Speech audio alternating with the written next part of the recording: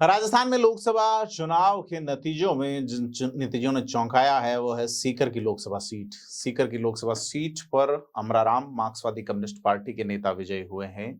अमराराम का जीतना राजस्थान में एक अलग तरीके की राजनीति की ओर संकेत कर रहा है।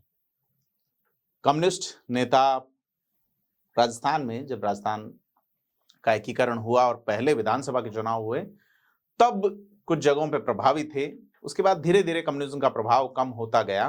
हालांकि इसी शेखावाटी इलाके में जरूर या गंगानगर वाले इलाके में कुछ ये प्रभाव रहा और 89 में बीकानेर से जरूर शोपत सिंह मक्कासर चुनाव जीते थे और यह दूसरी बार है कि कोई कम्युनिस्ट नेता जो है वो लोकसभा पहुंचा है। अमराराम की जीत के पीछे क्या समीकरण है, आज इसी पे विश्लेषण करेंगे। नमस्कार, मैं प्रदीप हूं, आप थिंक 360 देख रहे हैं। आपने चैनल को अभी तक सब्सक्राइब नहीं किया है तो सब्सक्राइब जरूर करें। लोकसभा चुनाव में सीकर की सीट भाजपा निश्चिंत मान के चल रही थी। यहां स्वामी सुमेधानंद सरस्वती जो है 2 बार से लगातार सांसद थे, लेकिन कहा जा रहा है कि उनका एक बयान उनकी हार की वजह बन गया, यानी कि उनको उनके जाति के वोट ही नहीं मिले। सीधे तौर पे सीकर जो लोकसभा सीट है वो जाट बाहुल्य लोकसभा सीट है। जाट वर्सेस जाट ही यहाँ चुनाव होता है लोकसभा का। यहाँ से सुभाष महरिया, महादेव सिंह खंडेला जैसे नेता चुनाव लड़ते रहे हैं। बड़ा कारण जो अमराराम की जीत का ये माना जा रहा है, एक तो अमराराम लगातार यहाँ बीते 30 साल से लोकसभा चुनाव लड़ रहे हैं, 96 से 28 साल से। और हर चुनाव में वो एक प्रभावी मार्जिनल परफॉर्म करते हैं। 14 और 19 वाला चुनाव छोड़ दें तो एक बार तो 2 लाख वोट लाए भी थे। ऐसे में उनके प्रति जो सहज सहानुभूति एक पब्लिक के सबकॉन्शियस माइंड में डेवलप होती है वो तो हुई ही। उसके अलावा कांग्रेस ने जिस तरीके से एक शिद्दत से प्रयास किया, उस शिद्दत से प्रयास करने में कांग्रेस के प्रदेश अध्यक्ष जिनका जिला सीकर हैं, जो कि लक्ष्मणगढ़ के रहने वाले हैं, उनकी ओर से जो कोशिश की गई, इससे में डोटासरा का कद तो निश्चित तौर पे बड़ा है सीकर में। लेकिन कांग्रेस जो है वो अब राजस्थान की विधानसभा चुनाव में किस तरीके से परफॉर्म करेगी, क्या वो धोद, दातारामगढ़ जैसी सीटें जो है वो आने या भविष्य के विधानसभा चुनाव में मार्क्सवादी कम्युनिस्ट पार्टी के साथ शेयर करेगी? क्योंकि कम्युनिस्टों का जो गढ़ रहा है वो यह इलाका रहा है। यहाँ से चूरू में थोड़ा कम प्रभाव है, लेकिन हनुमानगढ़ में खासा प्रभाव है, जहाँ की वहां विधायक रहे, भादरा से विधायक रहे बलवान पूनिया, बहुत कम अंतर से चुनाव हारे थे। बलवान पूनिया की कैंपेनिंग भी सीकर वाले परिणाम को खासा प्रभावित कर रही है और किया भी है सीधे तौर पे। दूसरा, मुस्लिम वोट बैंक जो है वो अगेंस्ट बीजेपी गया पूरा, जिसमें सीकर शहर के अलावा और भी बहुत सारी जगह।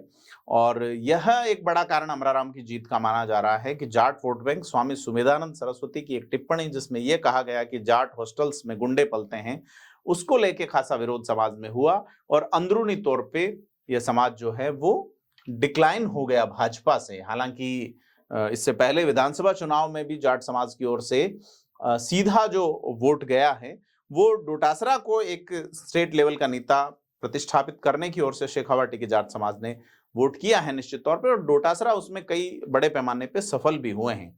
सीकर में जैसे आप देख सकते हैं कि सीकर जिले की एक सीट फतेहपुर जो है वो झुंझुनू लोकसभा का हिस्सा है।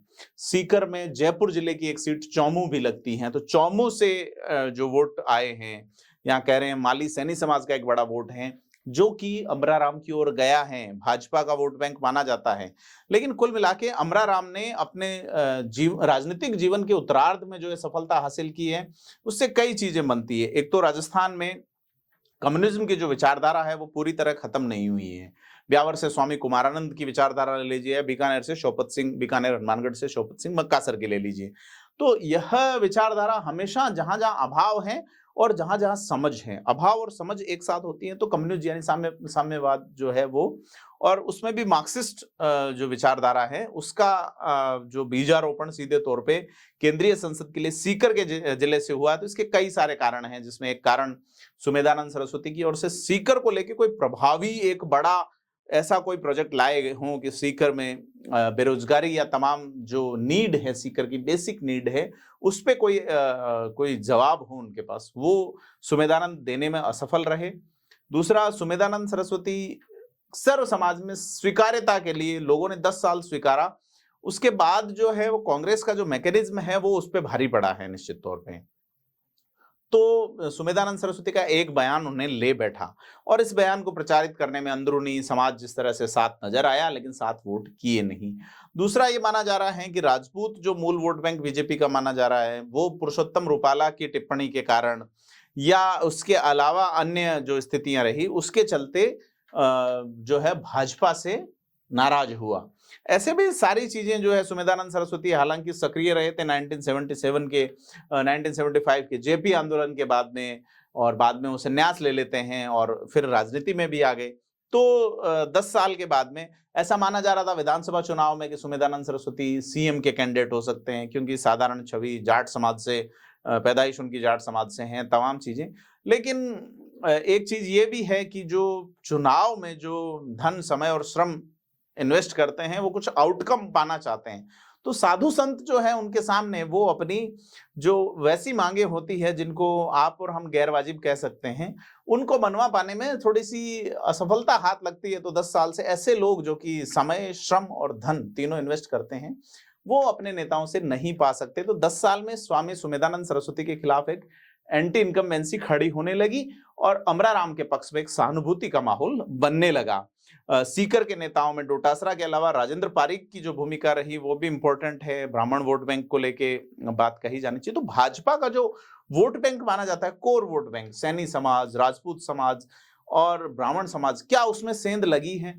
और पहले चरण में जो चुनाव था सीकर वाला, उसमें सीधे तौर पे देखा जाए तो दांतारामगढ़ और धोद में जिस तरीके से पोलिंग बढ़ी अन्य क्षेत्रों के अलावा, तो उसने एक बड़ी भूमिका निभाई है।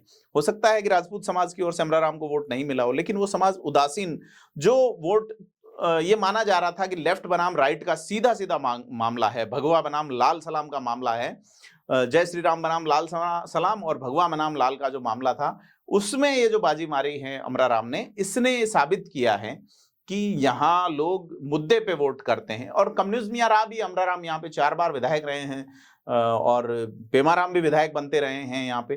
तो यह इलाका जरूर जो है वो ज्यादा उस लफड़े में पड़ने वाला नहीं है कि केंद्र के मुद्दे पे या किसी एक बड़े चेहरे पे वो कैंडिडेट देख रहा है। और आगे का जो शेखावाटी का इलेक्शन है वो बहुत डिपेंड करेगा कि विधानसभा चुनावों के बहाने से क्यों नहीं कम्युनिस्ट पार्टी अब कांग्रेस से बार्गेनिंग करेगी। कांग्रेस को यही शंका थी। हालांकि वो आगे क्या निर्णय रहते हैं, आगे कौन नेता उभर के आते हैं, देखने वाली बात होगी। लेकिन अमराराम का संसद पहुंचना एक सुखद सुकून भी देता है कि अब जो है वो एक अलग तरह की आवाज राजस्थान के बैनर तले गूंजेगी। क्योंकि शौकत सिंह मक्का सर को सिर्फ 2 साल मिले थे 89 में, जब जनमोर्चा की सरकार बनी थी वीपी सिंह की, तब मक्का सर जरूर संसद पहुंचे थे। 91 में फिर राजीव गांधी असैसिनेशन के बाद में जब दोबारा चुनाव हुए थे वो नहीं जीत पाए थे। तो देखना है कि एक नेता राजस्थान से दूसरी बार जीत के संसद में पहुंचा, वो किस तरह का उसका परफॉर्मेंस रहता है। यह एक बड़ी भूमिका रहेगी। यह इलाका कम्युनिस्टों का यहाँ पे कॉमरेड्स का गढ़ माना जा रहा है। तो कैसे यहाँ कॉमरेड आगे बढ़ेंगे, क्योंकि सीकर के अलावा चूरू लोकसभा क्षेत्र की भादरा सीट पे बलवान पूनिया काफी सक्रिय हैं। उन्होंने भी कहा था कि आप जो है वो मर्जर यहाँ कीजिए। बलवान पूनिया को टिकट दिए जाने की बात थी कि सीकर की बजाय चूरू में लोकसभा सीट पे पूनिया को उतार दिया जाए, लेकिन वहां माकपा ने सपोर्ट किया राहुल कसवा का। कसवा वाला मामला जो है वो भावनात्मक रूप से सीकर से भी जुड़ा रहा। ऐसे में ये जो वोट बैंक है, जाति के वोट बैंक सुमेधानंद इतने प्राप्त नहीं कर सके, ऐसे में उनकी हार हुई। और भाजपा के पास सीकर में कोई बड़े कद्दावर नेता जिनको कह सकते हैं, महरिया अपने ही उस में रहे चुनाव हारने के बाद में, उन्हें क्या अकोमोडेट किया जाएगा, नहीं किया जाएगा। तो तमाम जो कार्यकर्ता हैं उनको लगा कि ये, और पहले चरण में जिस तरीके से वोटिंग परसेंटेज डिक्लाइन हुआ, उसने एक इशारा किया सीधे तौर पे कि यहाँ अमराराम भारी पड़ रहे हैं, जबकि पहले ऐसा लग नहीं रहा था। तो अमराराम ने एक जीत हासिल करके सीधे तौर पे सीकर की नई पॉलिटिक्स की ओर इशारा किया है। ये पॉलिटिक्स अब सीकर लोकसभा क्षेत्र को किस दिशा में ले जाएगी, देखने वाली बात होगी। कांग्रेस किस दिशा में जाएगी और कम्युनिस्ट किस दिशा में जाएंगे, नजर बनाए रखेंगे हम। आपसे अपील है कि थिंक 360 को लाइक, शेयर करें और सब्सक्राइब करें। धन्यवाद।